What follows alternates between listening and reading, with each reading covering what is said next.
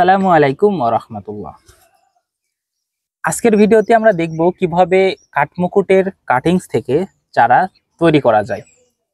আমার হাতে দেখেন 6টা কাঠমুকুটের কাটিং রয়েছে। এই 6টা মোট 3 কালারের কাটিংস, অর্থাৎ একটা কাটিংস 2 কালার করে রয়েছে। এছাড়াও কিন্তু আমার কাছে আরও 1 কালারের কাটিংস রয়েছে, ওগুলাও লাগাবো। তো ওগুলা বিষয় না, বিষয় হচ্ছে আমরা কিভাবে আজকে কাঠমুকুটের কাটিং থেকে চারা তৈরি করতে পারবো। দেখেন, কাঠমুকুটের কাটিং থেকে চারা তৈরি করার জন্য জাস্ট কাঠমুকুটের যেসব শাখা বের হয় ওই শাখাগুলো কেটে নিলেই হবে, যেন উপর দিক থেকে কুশি বের হয় এই ধরনের শাখা নিতে হবে। তো আমি এই ধরনের শাখা নিয়েছি এবং যেগুলো দেখবেন কিছু একটু পরিপক্ক হয়েছে ওগুলো ওই ধরনের কাটিংস নিলে কিন্তু সবচাইতে ভালো ফল আমরা পাবো। আর কাঠমুকুটের কাটিংস তৈরি করার জন্য উপযুক্ত সময় কিন্তু বর্ষাকালটা সবচাইতে ভালো হয়। তবে এই সময়ও কিন্তু আপনারা কাঠমুকুটের কাটিংস তৈরি করতে পারেন, কারণ বসন্তকালেও কিন্তু আবহাওয়াটা খুব সুন্দর থাকে এবং কাটিংস থেকে খুব সহজেই শিকড় বের হয়, কুশিও বের হয়। তো দেখেন, এই কাটিংস আমরা কালেক্ট করেছি এবং এই কাটিংস বসানোর জন্য প্রয়োজন হবে মোটা বালু, যেগুলো আমি এই ধরনের পটের ভিতরে রেখেছি, এবং প্রয়োজন হবে আমাদের ফাঙ্গিসাইড, আর প্রয়োজন হবে আমাদের রুটিং হরমোন, যেটা আপনারা অ্যালোভেরা জেল অথবা দারুচিনি গুঁড়া কিন্তু ব্যবহার করতে পারেন। তো দেখেন, এখন আমাদের বিষয় হচ্ছে এগুলো আমরা কিভাবে বসাবো। এগুলো বসানোর জন্য আমরা জাস্ট এই যে 45 ডিগ্রি অ্যাঙ্গেলে আমরা কেটে নিব। যেখান থেকে দেখবেন কুশি বের হতে পারে, এই যে এখানে একটা কুশি বের হওয়ার মতো জায়গা রয়েছে, এরম কিন্তু অসংখ্য, মানে একটা ডাল থেকে কিন্তু অসংখ্য কুশি বের হয়। তো যেখান থেকে কুশি বের হতে পারে তার একটু নিচে আমরা 45 ডিগ্রি অ্যাঙ্গেলে কেটে নিব, যেন মাটির ভিতরে পুতলে বা বালুর ভিতরে পুতলে যেখান থেকে কুশি বের হওয়ার সম্ভাবনা ছিল ওরাও যেন ভিতরে থাকে, তাহলে কিন্তু শিকড় বের হবে, অন্যথায় কিন্তু শিকড় বের হবে না। তো এইভাবে আমরা প্রত্যেকটা কাটিংস কেটে নিয়েছি। এবার যেটা করতে হবে আমাদেরকে, এই যে কাটিংসগুলোকে ফাঙ্গিসাইডের ভিতরে চুবিয়ে নিতে হবে। দেখেন, আমি প্রত্যেকটা কাটিংসকে যেদিকে কেটেছি, আমরা যেখানে যেখানে কেটেছি সেখানে ফাঙ্গিসাইড এর পেস্টটা লাগিয়ে নিচ্ছি। আমি প্রত্যেকটা কাটিংয়ে কিন্তু এটা লাগাবো।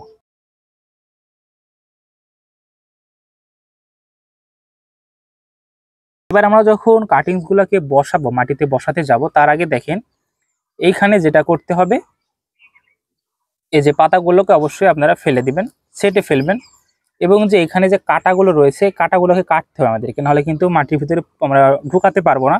এজন্য প্রত্যেকটা কাঁটা কেটে নেব। তো তার আগে বলি, আপনারা কাটিংসগুলো কার মধ্যে বসাতে পারেন। কাটিংসগুলো বসানোর জন্য সবচাইতে ভালো হয় কোকোপিট, এবং ভালো হয় হচ্ছে মোটা দানার বালু, যেটাকে আমরা ডোমারের বালু বলে থাকি। এখানে আমি ডোমারের বালুই নিয়েছি।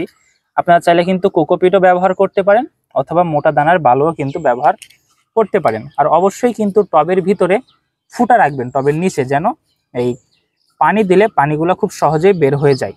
দেখেন, আমি কিন্তু পানি দিচ্ছি এবং এখান দিয়ে কিন্তু বালু প্লাস পানি সবগুলোই বের হয়ে যাচ্ছে। ঠিক আপনারাও এইভাবে ফুটা করে দিবেন যেন বালু বের হয়।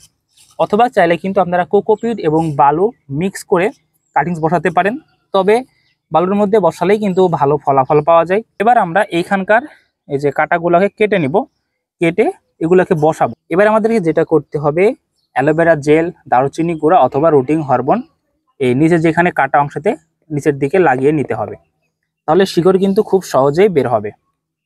এবার যেটা করতে হবে, আমাদের যে এ ধরনের টবগুলো আমরা নিব সেইখানে আমাদেরকে ফুটা করতে হবে। তো আমরা যেটা করি, আমাদের যে ডালগুলো রয়েছে সেগুলো আমরা ঠেলে এখানে বসিয়ে দিই। এটা করবেন না কখনোই।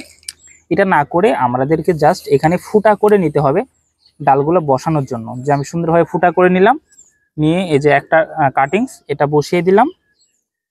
এবার আরেকটা ফুটা করব। যদি 3টা করে ডাল বসাবো একটা জায়গাতে, আমাদেরকে অনেকটা জায়গা কিন্তু পেয়ে যাচ্ছে এখানে। এই যে আরেকটাও কিন্তু বসিয়ে দিলাম। এভাবে আমরা প্রত্যেকটা টবের ভিতরে বা যেখানে আপনারা ওয়ান টাইম গ্লাসে বসান বা টবে বসান, যেখানেই বসান না কেন, সুন্দরভাবে জায়গা করে নেবেন। নিয়ে আপনারা এখানে কিন্তু এই কাটিংসগুলোকে বসিয়ে দিতে পারেন। কাটিংসগুলো বসানোর পরে আবার পানি দিবেন, তাহলে বালুগুলা সুন্দরভাবে প্রত্যেকটার গোড়ার সঙ্গে সেট হয়ে যাবে। তো এইভাবে কিন্তু আপনারা খুব সহজেই কাটিংস থেকে চারা করতে পারেন। এবার আমাদেরকে এই পলি ব্যাগ দিয়ে বা পলিথিন দিয়ে সুন্দরভাবে এটাকে ঢেকে এয়ারটাইট করে বেঁধে রাখতে হবে। ঠিক 8 থেকে 10 দিন পরে আবার পলিথিনটা খুলে দিবেন।